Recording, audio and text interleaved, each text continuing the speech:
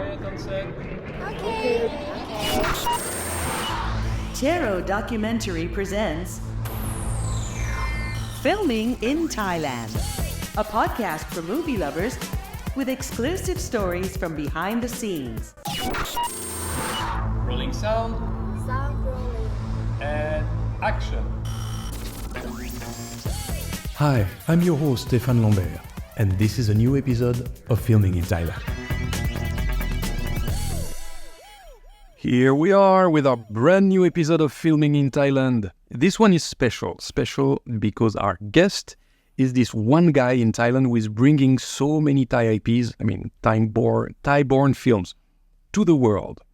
Let's welcome talented producer and distributor Watson Homsangpradit, also known as Kunboy. Kunboy, thank you for being with us. สวัสดีครับ thank you ครับ Kunboy, can I call you Kunboy? yes sure Yes. Are you filming in Thailand? I'm actually helping the film to make it happen in Thailand. I'm not actually filming in Thailand because I'm not too much involved in production. Okay, thank you for coming. Well, what do you mean you're not too much involved in production? I mean I'm mostly on marketing and finance the movie to be done, not too much into like the actual production, meaning like not going to the set, not actually hiring the crew and in individual. So you're a distributor, that's for sure. Yes. So let's go back to your professional career. How did it all start? How did it all start? It actually all start from here. From here, because I've heard you hold quite a senior position in TERO. Yeah, because I'm actually started from music business. From music business. So my first job ever is to distribute a CD to CD? radio station. So for you, the young audience, CD is this round stuff that you used to put in this big machine to play music before we have streaming. Correct. Back then, when you want to promote one song, like for example, Celine Dion, you have to go around, distribute CD to all our radio station. That's my first job ever. So you would say that today you're maybe a producer, but not on the creative side, but a producer on the business side. Correct.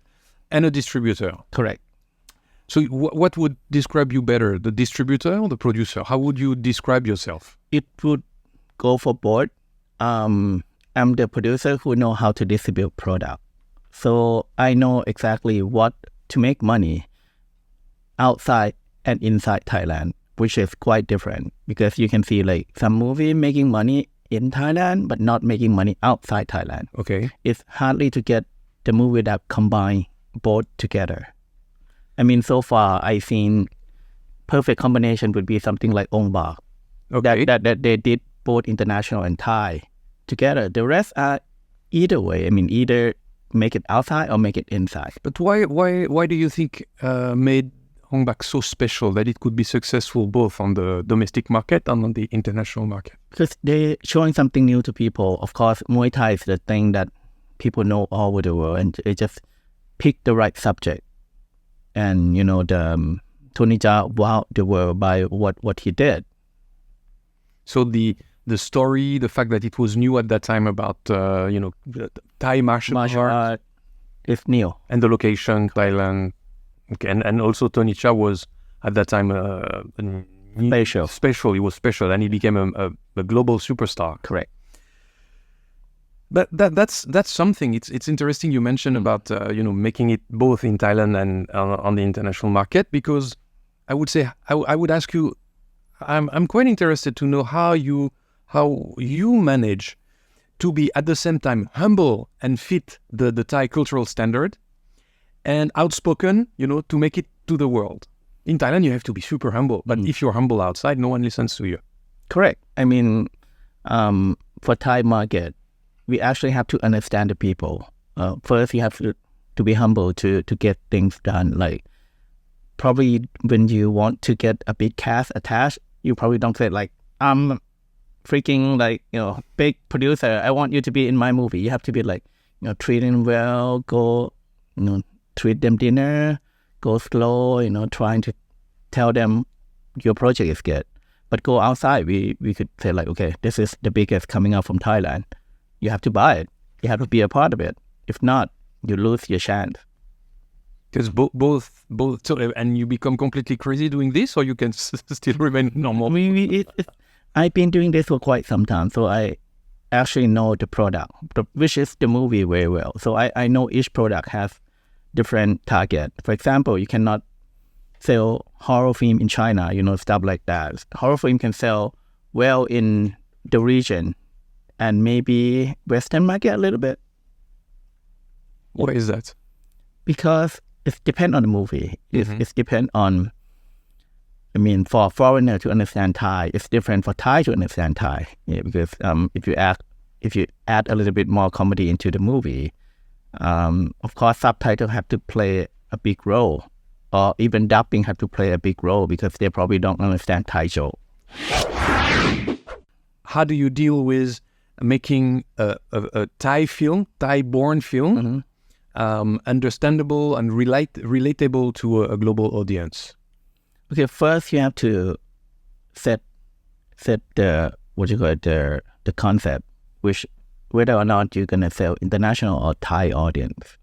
Of course, we have to set Thai audience first. But when it ships to a certain market, we have to be able to adapt into each market. Being a Thai movie is already good for a certain neighboring or Asian country because we have a similar culture. For example, Thai, Laos, Cambodia, Myanmar, or even go to country like Philippines or Indonesia. We have same urban legend even. We have like the similar story all around our region. So that's easy to set. But once you want the Western market to understand, you have to first have a certain part that they would understand. For example, I would give the perfect example of Mana or Pima, which is a regional global. This urban legend has the same urban legend in Myanmar even, in Cambodia, but they will call it different. So it's easy for them to understand the concept, but it will be harder to push this concept outside Thailand. So if you want to push it outside, you have to add here and there to make it more international. So yourself, you're traveling a lot? I'm traveling. Back to the music business. My first job ever after distribute CD to all radio station. My second job in music business is signing the label. If you of course the movie business, we have Cannes Film Festival. Sure. But in music we have such thing called medium. Back then I have to sign the label to distribute in Asia. When I said distribute, meaning the right to manufacture cassette or CD. So cassette for the people or younger audience, it's even before CD. Correct. It was this very weird stuff that you have to roll back and forth to listen to one track. Yeah, disappear completely. Yeah. So basically we're running around signing a few artists under each label, and I end up signing artists like back then Backstreet Boy and Britney Spears. And this what you've done with the music business at that time, can you replicate the same formula for success to the film industry? That could be replicated back then already by my once I moved to movie business, what I do is signing or buying movie, international movie to distribute in Thailand. That's the duplicate. But if you see the changing of music business, you see the growing of something like Blackpink or BTS, which mean Asian movie can travel as well. So if you and if you see the growing of Korea, the Bong Joon-ho movie, the which one? Parasite. You can see the growth of Asian, and one day it's going to be Thai, I'm sure. But we just waiting for the right product. So it was Japanese content that traveled the world, and it's been currently it's Korea that are very strong. And you believe that Thai content can have the potential to travel the world also? Correct, because if you're talking to the world audience, Thai is actually one of the top because everyone want to come to Bangkok. Everyone know like Thai food. Thai food is one of the best. So they kind of relate to Thai already. And like I said to a lot of people, Thai never fight with anybody. I mean, we let them fight. We let Chinese fight with the US. We let other people fight with each other. Thai would always be สวัสดีครับ nice and give you a good smile. So politically, Thai movie will never get banned to any country. They would be more welcome to the world. We just need to make the right content just to travel out. What make you change from the music business to this business where music is a very important component, but you have the story, the filmography, the cinematography. What makes you change from music to? Okay, at one point, I think I don't know if I make the right or wrong decision. At one point, music was disrupted by the changing of CD to MP3, and then we cannot sell like CD or cassette anymore. Before we can sell it like huge amount of money, and that time was not when the disruption come. YouTube is still new. We don't know where to go yet. I was like, okay, I should get out. And then that time, the DVD business for movie is still existing because the file is bigger. Music is nowhere to make money at that time. So I actually tell to a lot of people, movie business is one step following the music business because the file is bigger. But the chain is still the same. Look at the core business of each big company, like the major studio is the same. They're using the same name. Sony, Warner, YouTube come, Netflix come, Jukes, like Spotify, same thing. Just, if you look at carefully, they're following the step of music. The steps of music.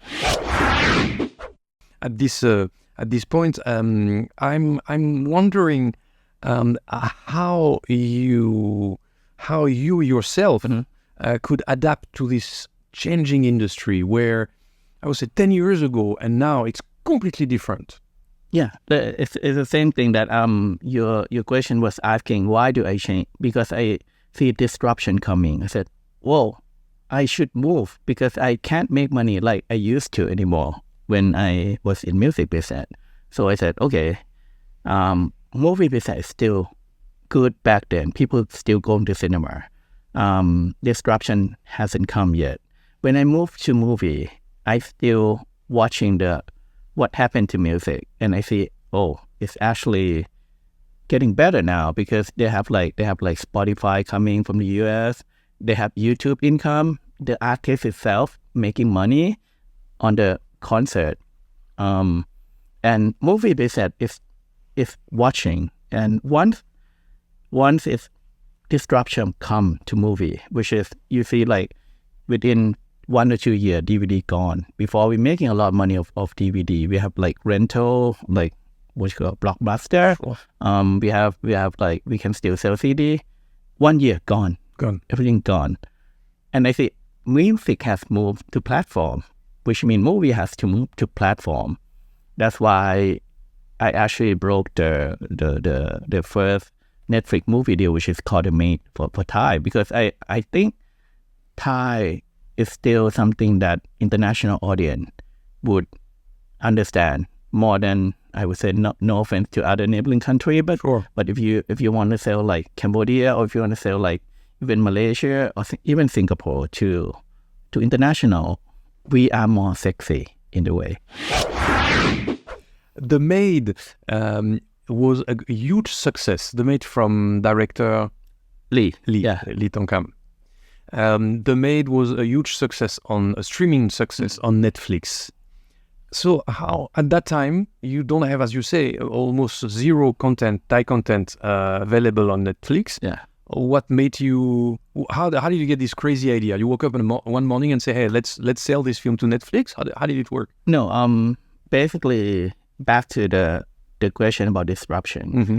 After I see all disruption coming, after I see, at the end of the day, I would be making no money on buying movie from from overseas or Hollywood production to Thailand anymore. I'm starting to producing a little bit more because I know one day the disruption will come. I don't know which day, but out of the blue, that's a help on such thing called COVID. Mm-hmm. COVID hit the world and people are looking for content and nobody has content in hand. I'm not saying which are better. My content are better than other, but just the right time. You had the content available at the right time. Yeah, but if not, they will be getting that time nobody has a content because they either put in cinema or they're not ready on time and COVID hit.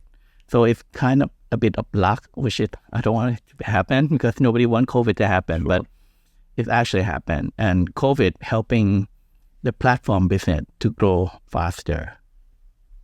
And you took advantage of that opportunity. We actually foresee it to happen. Like I told you, I see disruption happen, but I can't see disruption come this fast. COVID just helped speed it up a little. You are listening to Filming in Thailand, a podcast by TERO Documentary, with your host, Stéphane Lambert. And I guess that's me. So we are back alive from TERO's radio studios in Bangkok with talented producer and distributor Watson Homsangpradit, aka Kunboy. I have a quote for you from George Lucas. At least someone reported this saying as a quote from George Lucas. Let me share it with you. So George Lucas said once that a producer's legacy is not just in the films they create, but in the impact they have on the art of storytelling. You said you are not a producer, but you are a producer somehow because you're pushing people to produce and you're taking their production into world markets and to the eyes of viewers everywhere in the world. Would you agree with George Lucas when he says that you are not just putting movies around, but also creating a legacy? And what would be today your legacy? What would be today my legacy? I would say did not achieve that legacy just yet. Not yet. Not yet. But it's a work in process. It's a working process, but we're not sure if we're gonna receive it in this generation. Like I mentioned before, I'm not saying like I'm the only producer because I cannot produce things by myself because I'm not on creative side. Okay. I just helping the creative side to tell them which are profitable, which project are losing money. That I can tell it right away because I've been to industry long enough to calculate the number. I mean, I cannot guarantee that people not will making money for sure because nobody can forecast that. But I can assure that at least they're not losing money or they're losing money as little as possible. I mean, not too much. But if they win, they will win it big. For example, I would not call it my legacy just yet. We just produced a movie called The Lake, which is also from Lee Tong. Yeah, which is a monster film.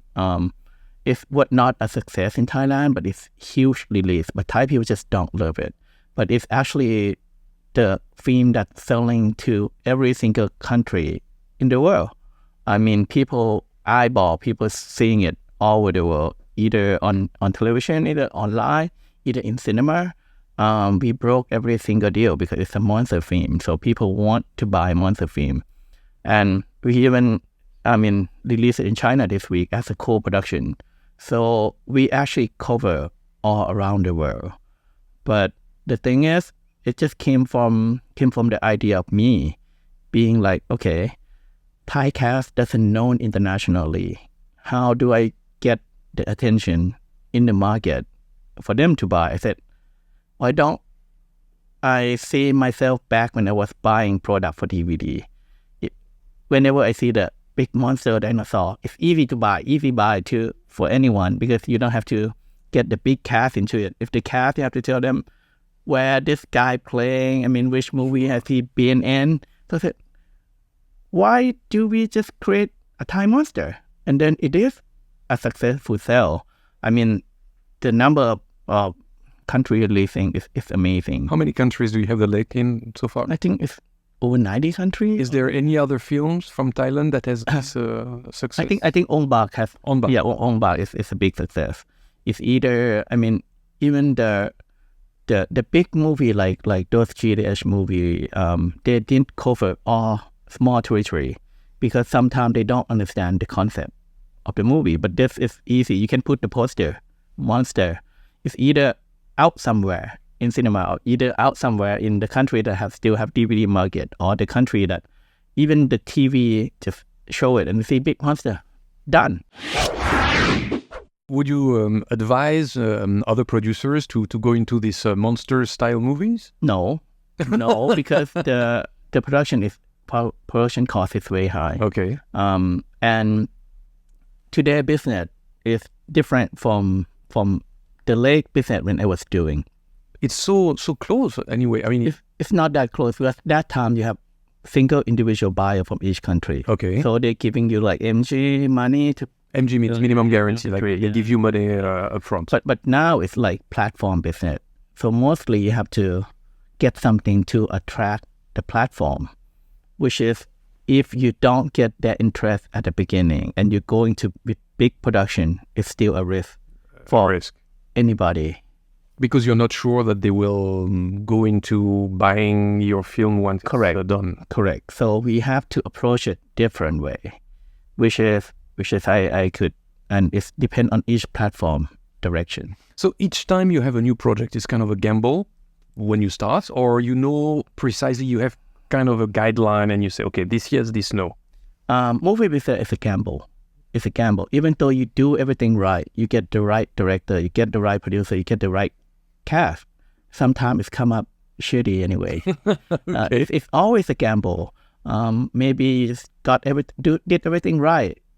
The lightning struck, you couldn't shoot. It's always a gamble. Mm-hmm. But I can control the gamble a little bit. Like my best gamble game would be blackjack because we can control ourselves. I'm not gamble with roulette. This is kind of like when I do gamble, I do blackjack gamble. But other people, when they do movie, they might do roulette, which is like once it. Well, you're sure to lose. You might win, but I have more chance of winning and getting the money back. In blackjack, I can surrender. I can get half of my money back anytime. So that's how I gamble in movies. So you've been involved in many projects. Is there a project that you were sure it would work? It would be, bringing back money, being a success. Everybody would say, boy, wow. And it went completely flat. No, because I need to make sure that it actually make money either way. So most of the project that I have in hand is we don't work like that. I don't work to the thing that flat. At least you get like a certain income from other. Good thing about movie, we have multiple income. Okay. We have international income. We have like TV income. We have online income. Before it was big. Before it was like DVD income. I mean, we have like multiple income. Other business, they have to bet once and they lose it all. We can have like the second run, third run. So we are looking to the balance sheet and see which are the income that coming. So we need to make sure that investors don't lose money.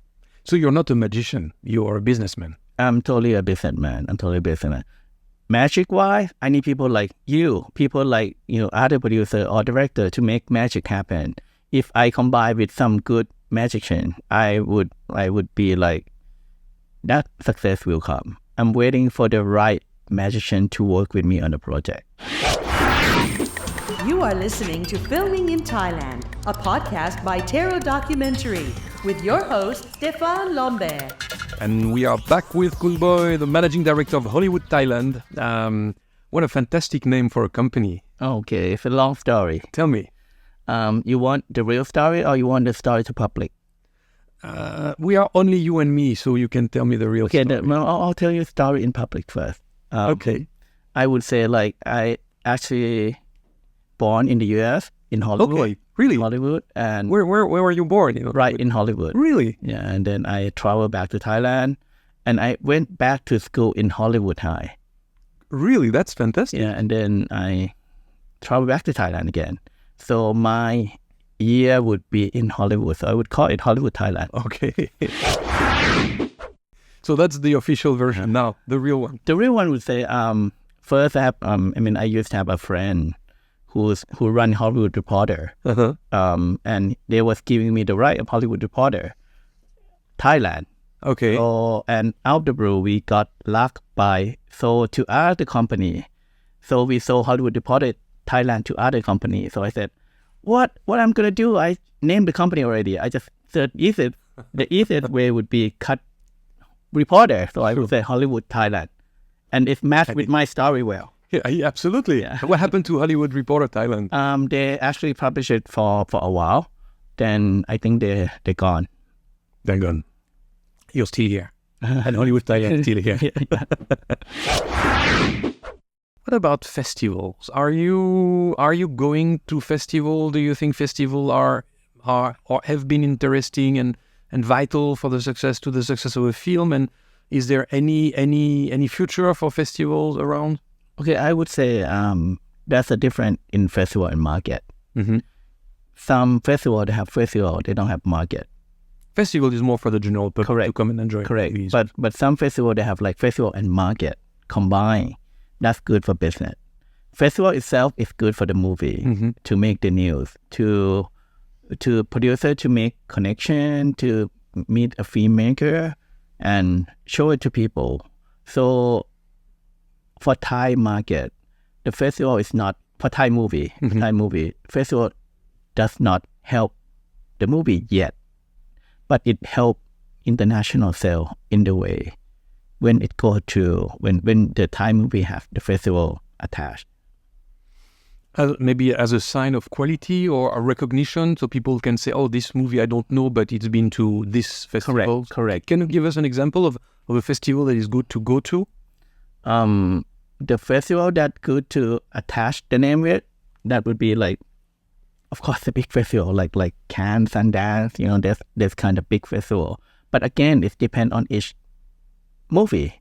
I mean, if you're doing like a bloody movie, they have a certain festival for itself to be shown or to, and then that festival could drive you to the red box or DVD US market or even like the European action television to buy the movie. So I would say it depends on the movie. If you just give me one movie that you want to put in, I can point which festival they should go to. The distribution strategy that you're following, do you have a template? Do you say, okay, this is step 1, step 2, step 3, or it really depends on the film or on the type, the genre of the film, if it's a documentary, if it's an action film, if it's an anime? Do you follow always the same steps? No, I would say yes and no. It's all depend on the film. Okay. Each film, they have the step that need to follow. Like you pick a girl, or even a guy that you fall in love with to if you're asking them to go out, each they have the certain step. You have to look what kind of girl they are. If they're like, sure, you need to adapt your if seduction. If they're like sports, so you have to take her out to this soccer game, football game. If they're a party girl, we have to take them, get them drunk, party and stuff like that. So movie is the same. If you have like art house movie, that's another road that you have to go. If you have very commercial movie, that's another road that you have to go. Or even you have something just for Asia, that's another road that you need to go. Until recently, the main market was the US, and then China came up and start to ask for content from all over the world, more or less. Today, when you take a film, do you have a market you consider in priority? Yes and no again. Yes and no again. Of course, the Chinese market used to be big. I used to get an offer for a huge money when, thanks to Bad Genius. I think Bad Genius was the one who broke Thai content into China. Okay.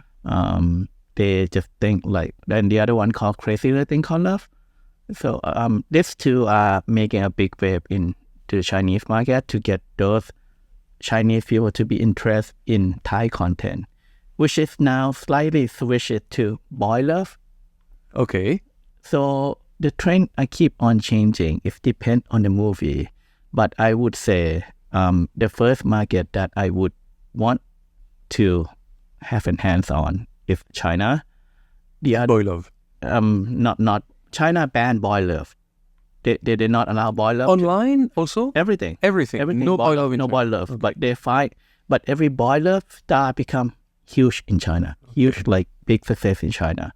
So they kind of ban it, but people find a way to fall in love with Thai cast. That's how international people love Thai people. So in terms of business, it means you are not cashing in from boy love film directly showing in China, but it builds up the career of some talents. Okay, I would say right now, if I want to produce one film, I would say I would get one of the boy love Thai, which are big in China, act in one of my film, which is not a boy love film, not a boy love film. Yes, One but with a boy love talent. Correct. That's how you get Chinese market From the talents. from the talent that I know already. Not getting it because it still movie has to be good in order to be success. But that's one element that you make sure that you got interest from them. Mm-hmm. I mean, of course, Thai movie, we will automatically get some interest from neighboring country already. Like, I'm sure every Thai movie can get released in Laos. We speak the same language. We can get released in Cambodia. We can get released in Myanmar, Indonesia, Philippines. This is a sure thing for us, but we want to expand. If we look at the way the industries are working in other countries, maybe outside Asia, outside Southeast Asia, if you take North Asia, Europe, sometimes the North American continent, governments are more or less subsidizing or bringing money, a lot of investment into the production, into the development stage and into the production stage, sometimes also helping the distribution of film. Do you get this support in Thailand? And what would you, if you were in charge of this, what would you do to really push the Thai industry forward? They have the budget to support. We will vote after that. Okay? Yeah. They will. They have a budget to support. Yes, if you look at the number of the budget that they have, they think soft power all the time, but they don't spend it in the right way. Okay. Yeah. Right way meaning not with you 100%? No. In the right way meaning they just think that if you just make movie and it's just gonna go. Okay. Or you just have help them go to the festival, which is when you're helping them, you're not helping them to go. It's just having a booth and ask them to join. Sure. Which is I can do it by myself. Okay. Without them, or if they're supporting a Thai film, they just give a certain budget to start with, and that the one who got budget, they have to go to the loan to complete the movie, because on the contract that they will pay another 50% when the movie is finished, which is impossible because you need 100% to complete the film. Sure. And they not telling them to how to make money from the film, which is nobody in the government know what it is. So my question here is very simple, straightforward. How do you make money in this industry? How do I make money in the street? I mean, how do I make money? How do people make money? I don't want to get too personal, but how do you make money? And or what would be your advice for people to make money out of this, or not to lose too much in this industry? Okay, if different. I cannot tell exactly how to make money in each individual, because again, we have each different curve. How do investors make money? I can tell. How do people like me, distributor, making money? Yes, I have the way. How do production people make money? If you're cameraman, you have to get like a good job and good rate. If you have an actor, you have to pick the right movie and the right role to be in. But not a lot of people doing what I do. You're one of the few, actually. It's only a few people. So I would not go into details on how do I make money. We keep this for the premium version where people have to pay to get the answer. Correct. And how do you want the whole industry to make money? We just have to do a better job on everything, and people like me, distributor or other big businessmen has to be more fair and give them more share if the movie make money, so we all can grow together. We have here something called the time machine. And so the time machine is basically bringing us back in your past and give you the opportunity to give an advice to your own self. This is the time traveling machine. Here we are. You are in front of yourself when you are 20. What would you tell yourself? I would say become more businessman like what I am today. When I was 20, I was not thinking too much about how the whole industry work and how the business work. Why was that? It's because you didn't get the training? You didn't feel interested in the business side? I didn't look at the big picture. I mean, back when I was telling you that I was signing the music label to other country, I would say, don't sign and get a small money. Manufacture it yourself, because one cost of manufacturing CD would cost 20 something or 30 something baht, and they sold on the market like 400 baht. Okay. If I would be on that chain, I would make more money than signing and enjoying myself, seeing artists and partying a little bit. That was a fun life, but it's not a big or huge money that you would expect. Okay. What are the main qualities, the main values you need to have to be successful in your field of work, being a distributor and sometimes a producer? Again, look at the big picture. I mean, all films are good. I respect all filmmakers that complete the film. It's no good or bad film. Because sometimes, if you look at like even a porn movie, they finish their movie, they have a certain audience that they love or become a fan.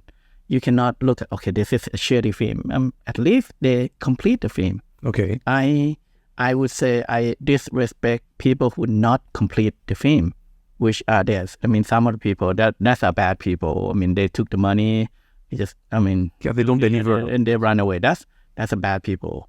I mean, the people who took the money and deliver the film, even though, people said, oh, that's shitty, that's bad.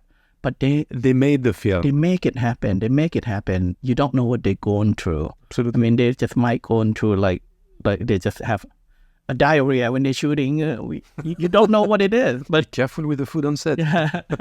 But they actually make the film.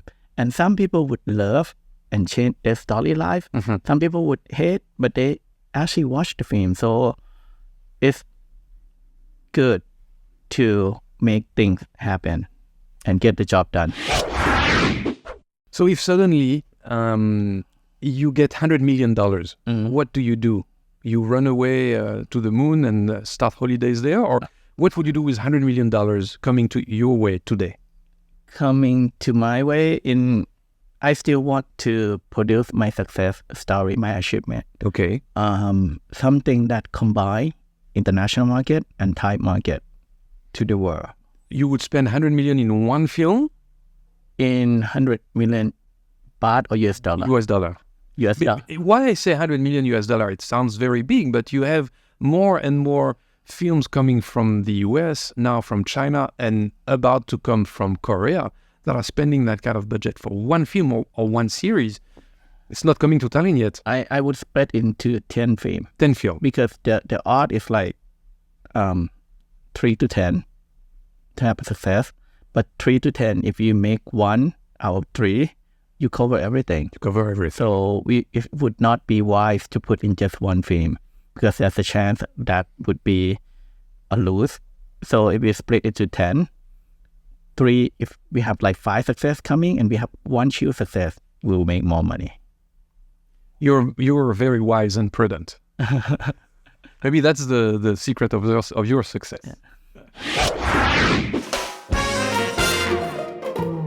Before we part today, we would like to offer you the award for Best Guest Ever at Filming in Thailand. So don't get excited too much. It's a mug. Alors, Kun Fiat will bring you this fantastic mug. It's the official TERO documentary mug. And again, it's the awards for best guest ever at the Filming in Thailand. Here it comes.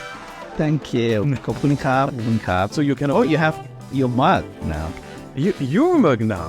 Okay. I hope you will use it in the office, maybe on set. It brings good luck. That's all for this episode of Filming in Thailand, recorded live from TERO Radio's studios in the heart of Bangkok, Thailand. And of course, our podcast, Filming in Thailand, is available for replay on all podcast platforms. And because it's a podcast on YouTube, it doesn't make sense, but that's the way it is. More details available at filmingintthailand.com. That's filmingintthailand.com. Okay, people, fantastic. That's a wrap. Thank you very much, and à bientôt. It means see you soon in French. That was Filming in Thailand, an original podcast brought to you by TERO Documentary on Hoodi Podcast, with your host, Stéphane Lambert.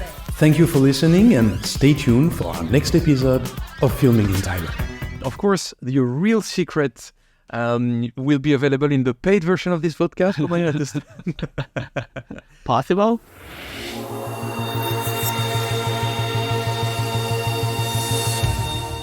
I want to bring a special thanks to the TERO Radio team, Kun Lina, Kun Miki, Kun Mam, Kun Titinan, Kun Kritsakorn, and of course my assistant Kun Fiat that you just saw on screen with the award. Filming in Thailand, an original podcast brought to you by TERO Documentary on Hoodi Podcast, with your host, Stéphane Lambert.